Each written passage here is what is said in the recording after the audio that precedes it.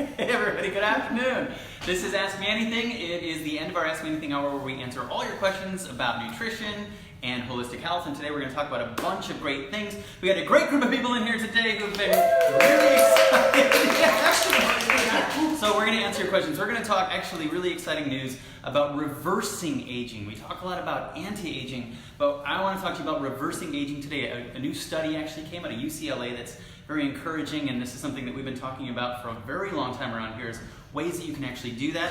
We're going to talk about blood work and cholesterol. We're going to talk about fasting and sleep, and we're also going to talk a little bit about omega-3s. So the first is that good news, and the interesting thing was, it was a very small study, but it's the beginnings of something. And any time you hear somebody say a study or reference a study, always check into the details of it, because it's just a beginning point for a conversation. It is not necessarily something that is going to say, this is absolute scientific fact and we've proved it and here it is for all good time, for the rest of the time. It is something to start the conversation. But it is encouraging because there has been a lot of discussion in holistic health about, is it possible to reverse aging? And they're showing some really cool things. And the two things that they're really looking at is affecting blood sugar levels and human growth hormone levels. And I'm going to talk to you today about two ways that you can possibly increase those and impact them positively. And number one is fasting. So I know everybody's about to turn off the thing because they don't want to go a day without eating. But honestly, just think about it. This is just a tool. You don't have to do it. There are other ways to do it. But we had a question about fasting and people wanted to know about it. And we actually have found some really interesting many different studies that are encouraging and showing that there's different values to the longer that you are fasting. And in fact, there can be an 18-hour fast, which can be very helpful for restoring your insulin sensitivity. You can do a 24-hour fast or a 72-hour fast, and all of those have different benefits. But what we have been able to do is compile some information that shows that after a certain amount of time, if you're looking for weight loss, depending on what you're looking for, there's a certain amount of time you want to do that. If you're looking for blood sugar balancing, which is what we have been talking about in association with reversal of aging, then there is a point that you want to do that. And in fact, I think, where are we here? Blood sugar. After about 24 hours, it really starts to help it out. 18 is where you want to start, and the longer you do that, the better it's going to be. But I'm going to stop right there before I talk a little bit more about fasting, because one of the things I always want to caution people before you do a fast is make sure you're getting your micronutrients first. First of all, so many people are missing out on the essential nutrients that your body needs to function optimally. So I'm talking about something basic like potassium and magnesium and zinc and iron and copper, all of those micronutrients. If you are already massively missing those and you go into a fast, that can be a bad thing. You can actually create more problems.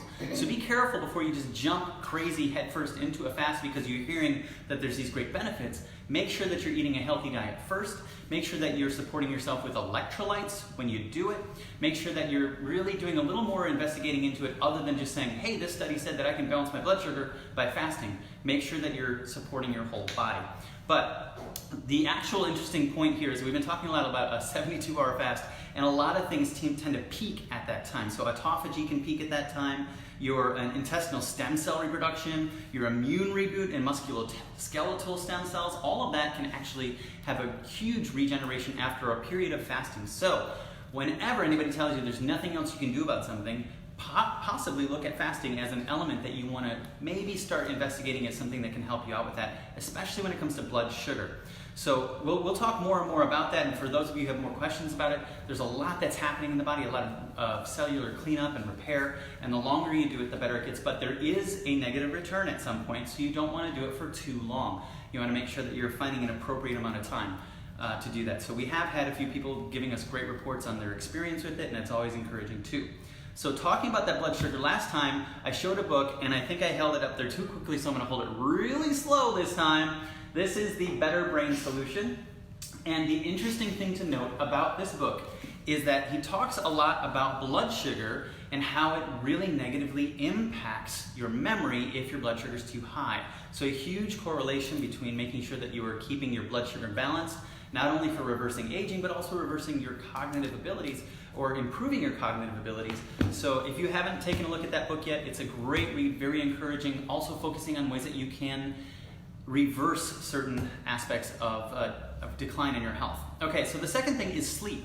So if we're talking about human growth hormone, the other thing that we're looking in that reversing aging study, human growth hormone was a big part of that.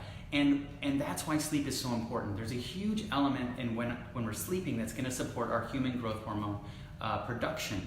And so the question here was, sleep has always been an issue for me. Though I do get a good 5 to 8 hours, it's almost a restless sleep most nights, leaving me with very little energy throughout the day. What can I do to not only get better sleep, but also increase my daily energy?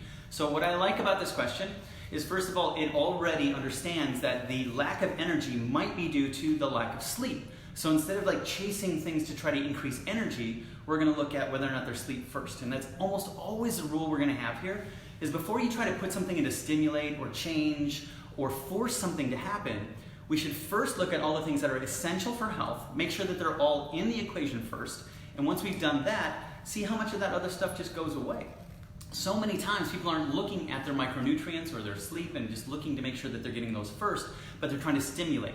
And if you're always stimulating, trying to make up for that lack of sleep with, say, coffee or some other type of stimulant, then you're creating a problem that's getting worse and worse and worse. And obviously you're affecting your human growth hormone, which is going to affect your aging. It's going to actually advance your aging when you're doing too little of that. So one of the things that we talk about with sleep is the nutrients. There's several nutrients that I would go over, and we have this little handy dandy guide here that says, look, maybe you're not getting enough calcium or magnesium, and here are the whole foods that you can implement into your diet to help make sure that you're getting them and see if that improves your sleep. It could be as simple as that. It could be as simple as the fact that you're not getting those. So this is very simple. And then the other side, we have the do's and don'ts of getting a good night's rest.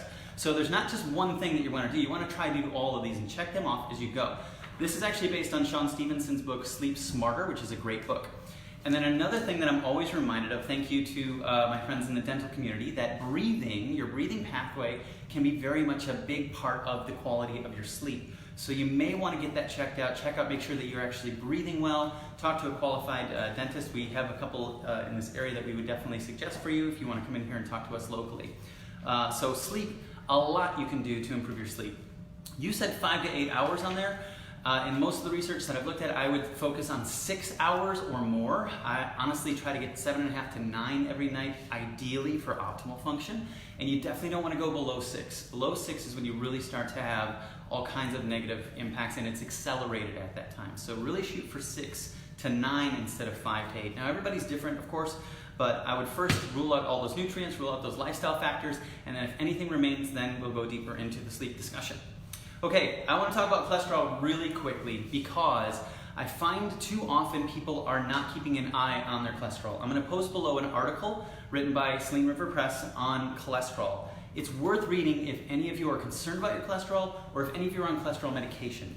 Too often we have people that we're talking to about their health, and they have been put on a medication and they're never checking the levels, or they're getting a level that's really, really, really low, and they're not having a conversation with their doctor about it. So keep an eye on that and know that there is a number that can go too low, and there is a lot that can be concerning when that number gets too low. So we're seeing people with cholesterol low as 120. That's going to be someone I'm going to heavily encourage to go talk to their doctor right away about whether or not it's appropriate for them to maintain that, because you need cholesterol for a lot of things in your body. One really quick and interesting thing to mention is that actually only about 7% of the cholesterol in your body is in the blood. You have about 93% that's actually in the cell. So your body needs a lot of it as well. So you have to find where that appropriate amount is. And it is not necessarily wise to just say it can't go too low. You have to have cholesterol in your body. So pay attention to that. Check out that article below.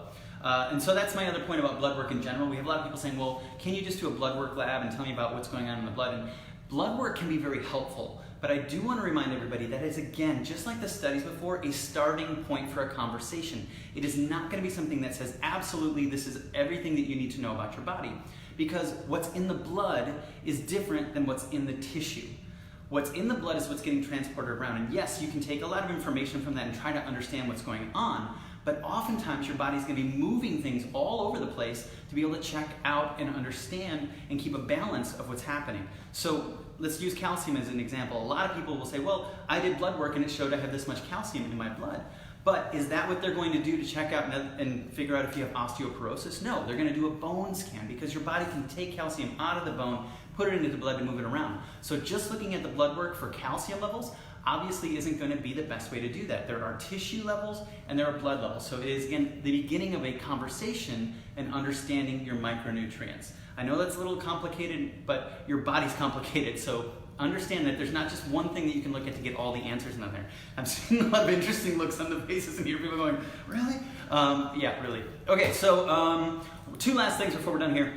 Mark your calendars. We have announced it. We are on the 15th of November doing a kickoff event to help people understand what this 5-year wellness initiative here in Mansfield is going to be. And next year is going to be Eat This Way, and we're going to have so many exciting things to share with you about next year and how that's going to be a part of it. And finally, we did have a question about too much omega-3, and I want to give you a little teaser that next time I will answer that. But the short answer is yes, there is a negative return when you get too much of certain nutrients. Of course, you can get too much omega-3. And it's going to be different on the person. But more importantly than that, and this is where people really need to start understanding that nutrition is a little more complicated than just saying, hey, you need more omega-3s in your life. You not only need to put the omega-3s into your body, but you have to digest them. And if you're not digesting them, it doesn't matter if you put enough omega-3s in your body, you're not going to get what your body needs from it. So you have to check with your digestion first. And when we have 12,500 gallbladders being removed in this country every week, that gives us information that a good amount of people are not digesting fats very well, because that's what your gallbladder helps you with, is fat digestion. So we have to look at not just what nutrients are going in, but can we utilize them? Are we digesting them? Do we have everything that we need to digest them before we start chasing all these other things? So thanks for watching, guys. I hope this was informational, helpful. No, okay, what's going on? We have a question from Miss Patricia. Okay. What supplements do you suggest for a liver cleanse to help with blood sugar balance? Liver cleanse with blood sugar balancing. Okay, so I appreciate the question, and this is something that I'm always going to be telling anybody who comes to me asking me questions about nutrition.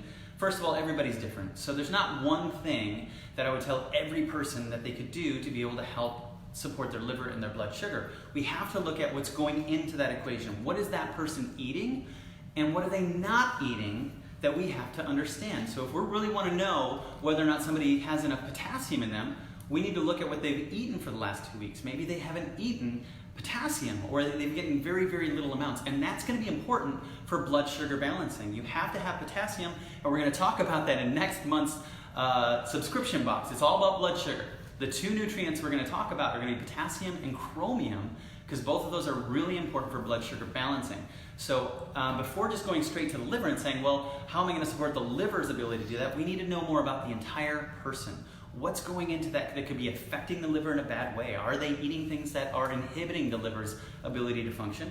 Are they not getting enough things to support the liver's function? So we really need to know what that person's eating. If you want to, Patricia, send me a little sample of a couple of days of what that person's eating, and I'll go into a little more detail into that in the next Ask Me Anything, so you can understand what I'm talking about a little bit better there. Okay? Hope that answered your question. Any other questions, guys? No. I hope you find this helpful, and if you do, please share this information. Our mission here is to help empower people with knowledge, help them understand that there's always something more you can do to improve your health, and always something you can do to help those around you with knowledge. So thanks for watching, guys, and we will see you Thursday on the next Ask Me Anything. Woo. I feel like I scared you.